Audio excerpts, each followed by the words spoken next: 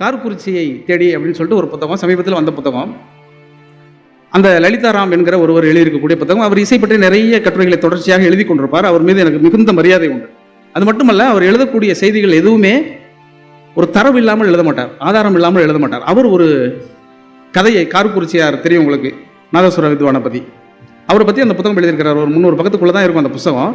ரொம்ப மகிழ்ச்சியாக இருந்தது அந்த கதையை படித்து விட்ட பிறகு. எப்படி ஒரு கலைஞன் இருக்க வேண்டும் என்பதற்கு கார்குறிச்சி அருணாச்சலம் அவர்கள் உதாரணமாக இருந்திருக்கிறார். என்னன்னா, ஒரு கதை, அதில் கதை போல் சிறுகதை போல் அந்த சம்பவத்தை எழுதியிருக்கிறார் அவர். மணியாட்சி ரயில்வே ஸ்டேஷன் இருக்கு இல்லையா, அந்த ரயில்வே ஸ்டேஷனில் ஒட்டி ஒரு போலி கடை இருக்குது. போலி ஸ்டால்னு சொல்கிறோம் இல்லையா, அந்த போலி ஸ்டால் இருக்குது. அது வேம்பையர் அப்படிங்கிற ஒருத்தர் வச்சிருக்கிறார். அந்த வேம்பையர் வச்சிருக்கக்கூடிய அந்த போலி ஸ்டால் கடையில் போலி வாங்கி சாப்பிட்றது அருணாச்சலத்துக்கு பிரியமானது. காரணம், அவர் ரொம்ப நல்லா இருக்கும் அப்படின்னு அவர் விரும்புவார். எப்போ எங்கே கச்சேரிக்கு போனாலும் அந்த ரயில் வந்து நிற்கக்கூடிய அந்த இடைப்பட்ட நேரத்தில் இறங்கி அருணாச்சலத்துக்கு கூட இன்னொருத்தர், ஒரு அருணாச்சலம்னு ஒருத்தர் இருந்தார், பெரிய அருணாச்சலம் சொல்லுவாங்க அவரை.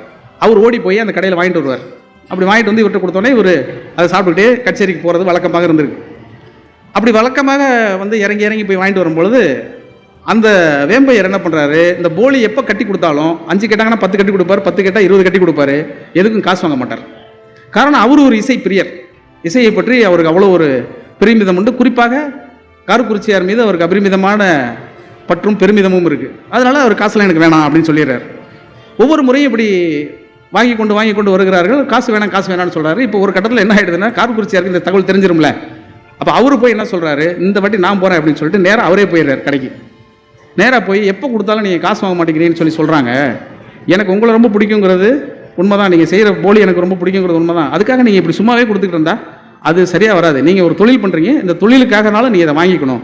நீங்கள் குறைத்து கூட வாங்கிக்கோங்க, ஆனால் வாங்கிக்கங்கன்னு சொல்கிறார். அவரு கையெடுத்து கும்பிட்றாரு, நான் வாங்க மாட்டேன், உங்கள் இசைனா எனக்கு அப்படி உசுறு, உங்கள் இசை இல்லாமல் நான் ஒரு நாள் கூட இருந்ததே இல்லை, எப்போதும் உங்களுடைய நாதத்தை நான் கேட்டுக்கொண்டே இருக்கிறேன், கடையில் இருக்கும்பொழுதும் வீட்டில் இருக்கும்பொழுதும் உங்களை பற்றி தான் பேசிக்கொண்டே இருப்பேன். அதனால் நீங்களே வந்து இப்படி கேட்குற பொழுது எனக்கு என்ன பதில் சொல்லுதுன்னு தெரியல, தயவுசெய்து எனக்கு பணம் கொடுத்துடாதீங்க, அது நான் வைத்திருக்க அன்புக்கு செய்யக்கூடிய ஊராக நான் கருதுகிறேன், அதனால் நீங்கள் தயவுசெய்து பணம் தராதீங்கன்னு சொல்லிடுறாரு. என்ன இப்படி சொல்கிறேன், நான் ஏதாவது செய்யணும்லப்பா அப்படின்னு கேட்குறாரு. நீங்கள் இசையில் நிறைய செஞ்சுருக்கீங்க, நீங்கள் இன்னும் நிறைய கச்சேரிகள் வாசிங்க, அதுவே போதும் அப்படின்னோடனே, சரி இசையாலாவது உனக்கு ஏதாவது நான் செய்கிறேன் அப்படின்னோடனே வேம்பையர் என்ன சொல்கிறாரு, ரொம்ப சந்தோஷம், அப்போனா இவ்வளோ நாள் நீங்கள் இந்த மணியாட்சியை கடந்து போயிட்டே இருக்கிறீங்க, இந்த மணியாட்சியில் நீங்கள் கச்சேரியே வச்சதில்லை, நீங்கள் எங்கேயும் ஒரு கச்சேரி வச்சிங்கன்னா நேரடியாக உங்களுடைய அந்த கச்சேரியை பார்க்கக்கூடிய பாக்கியம் எனக்கு கிடைக்கும்ல அப்படின்னு கேட்டுறாரு. கேட்டோன்னு அதனால் என்ன செஞ்சுட்டா போச்சு, எப்போன்னு தேதியை நீனே வச்சுக்கோ, நீனே முடிவு பண்ணி நீயே சொல்ல, நான் வந்துடுறேன்ட்டார். வேம்பையர் ஒரு போலீஸ் ஸ்டால் வச்சிருக்கக்கூடிய ஒருத்தர், கச்சேரி நடத்துக்கிற அளவுக்கு செல்வமோ வேறு செல்வாக்கோ அவர் கிடையாது. என்ன செய்யறதுன்னு தெரியல, ஆனால் அவர் வாக்கு கொடுத்துட்டாரு, ஒரு வாக்கு வாங்கிட்டார். சரி வரேன்னு சொல்லிட்டாருன்னு சொல்லிட்டு இவருக்கு உள்ளூர பயங்கர மகிழ்ச்சி. இவருக்கு இந்த மகிழ்ச்சியை வெளிப்படுத்தாமல் எல்லோரிடமும் சொல்லி பணம் கேட்கிறார். பணம் பெருசாக கிடைக்கல. ஒரு கச்சேரி நடத்துவதென்றால் அது எவ்வளோ செலவாகும் அந்த காலத்தில் நீங்கள் யோசிக்கங்க. அப்படி ஒவ்வொருத்தையும் கேட்டு பார்க்குறாரு, பெருசாக ஒன்றும் கிடைக்கல. அப்புறம் ஒரு 150 ரூபா மட்டும் அவரால் வசூல் பண்ண முடியுது. அதை வச்சு கச்சேரி நடத்த முடியாதாங்கிற ஒரு வருத்தம் வந்து, சரி நம்ம வந்து நடத்த முடியலங்கிறத நம்ம சொல்லிடுவோம் அப்படிங்கிற கட்டத்துக்கு வந்து வீட்டில் உட்காந்துருக்கும் பொழுது, எப்பொழுதுமே இந்த மாதிரியான ஆசை கொண்ட இசை ரசிகர்கள் எல்லோருக்கும் உதவியாக இருப்பது அவர்களுடைய மனைவி தான். இந்த இடத்துல நீங்கள் கைத்தட்டிக்கங்க. ஏன்னா நம்ம வீட்டுக்காரவங்களுக்காக நம்ம நிறைய விஷயம் சாக்ரிஃபைஸ் பண்ணிடுவோம். அந்த மாதிரி அந்த அம்மா உடனே பார்த்துட்டு, ஏங்க ஒரு வாரமாகவே இப்படி இருக்கீங்கன்னொடனே இவர் நடந்ததெல்லாம் சொல்கிறார். ஐயாவே கச்சேரி வச்சுக்கிறேன்னு ஒத்துக்கிட்டாரு, பண்ணித்தரேன்னு ஒத்துக்கிட்டாரு. ஆனால் இந்த ஊரில் வசூல் பண்ணாக்க யாருக்குமே இந்த அவரோட அருமை தெரியல, யாருமே பணம் தரல, 150 ரூபா தான் இருக்குது, நான் என்ன பண்ணுறதுனே புரியல அப்படின்னு சொன்னோன்னே, ஒன்றும் அதுக்காக வருத்தப்படாதீங்கன்னு சொல்லிட்டு அந்த அம்மா உள்ளே போய் ஒரு கவர் கொண்டு வந்து கொடுக்குது. அதில் ஒரு 400 ரூபா பணம் இருக்குது. இந்த பணம் என்னன்னு கேட்குறாரு. நீங்கள் ஒரு வாரத்துக்கு முன்னாடிலேருந்து இந்த வேலையை தொடங்கினதுலேருந்தே நான் பார்த்துட்டு தான் இருக்கேன், இதுக்கு பணம் யாரும் கொடுக்க மாட்டாங்கன்னு எனக்கு தெரியும், அதனால் என்கிட்ட இருந்த அந்த ஒரே ஒரு தாலி சங்கிலியை நான் அடை வச்சுட்டேன், அந்த காசு தான் நீங்கள் போய் நடத்துக்கன்னு சொல்லிடுறாங்க. அவர் கண்ணெல்லாம் கலங்குது.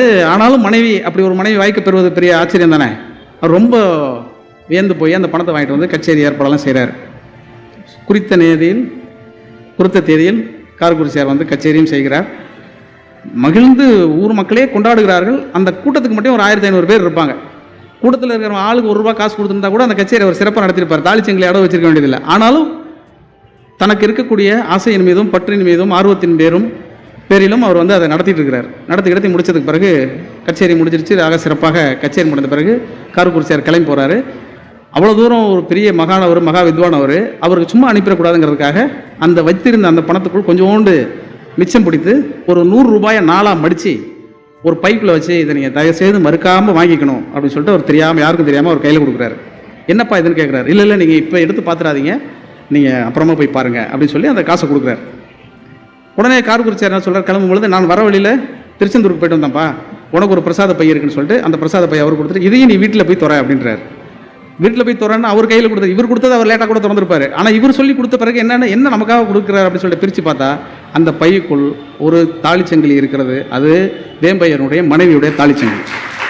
ஒரு கலைஞனை எப்படி இருக்க வேண்டும் என்பதற்கு, ஒரு ரசிகனை எப்படி மதிக்க வேண்டும் என்பதற்கு கார்குறிச்சியாருடைய அந்த கதை நான் படித்து ரொம்ப வியந்து போயிட்டேன்.